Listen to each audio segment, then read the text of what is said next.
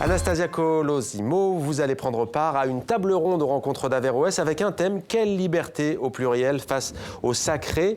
Ça sera dans quelques jours un début de réponse dans Maghreb Orient Express. Oui, un début de réponse. Je pense qu'il y a un malaise très fort en France vis-à-vis du sacré.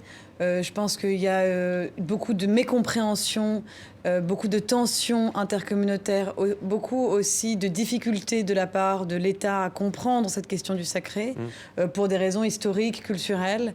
Donc je pense que c'est essentiel que ces débats aient lieu. Qui touche y compris d'ailleurs le christianisme. On a vu cette histoire d'ailleurs en Bretagne, il me semble, d'un mausolée, d'un monument Jean-Paul II, avec Exactement. cette croix que des habitants ont voulu faire enlever. Alors elle n'est pas encore enlevée. La Pologne a même demandé de l'accueillir. Mais le Conseil d'État, finalement, a décidé de faire enlever la croix. Ouais.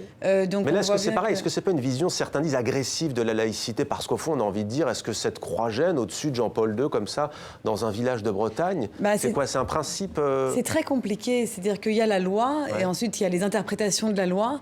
Mais ce qu'on voit surtout autour, c'est qu'il y a un problème de discours. Il y a un problème qui ne se règle pas seulement par la loi, en fait. C'est-à-dire qu'il y a une manière, déjà, une manière d'appliquer la loi, et il y a une manière de faire comprendre la loi qu'on applique. Je pense que là où il y a un enrayement un peu du discours, c'est qu'on a du mal à expliquer que la laïcité, ça n'est justement pas censé être agressif. Ça n'est, au contraire, c'est ce qui nous garantit d'être exactement égaux, de ne pas devoir aussi nous-mêmes de se revendiquer d'une religion. Si j'ai pas envie ni qu'on connaisse ma religion... C'est du domaine privé, c'est une protection aussi. C'est-à-dire qu'on a... Et je pense que là-dessus, il y a un travail sur le discours à faire qui est immense, parce qu'effectivement, ce mot est devenu quasiment désagréable, en fait, pour beaucoup de personnes. Donc, il faut réinvestir ce discours-là en montrant la positivité extrême de tout ça. Vous pouvez être libre de vos appartenances. Et ça, c'est quand même une grande richesse, je pense.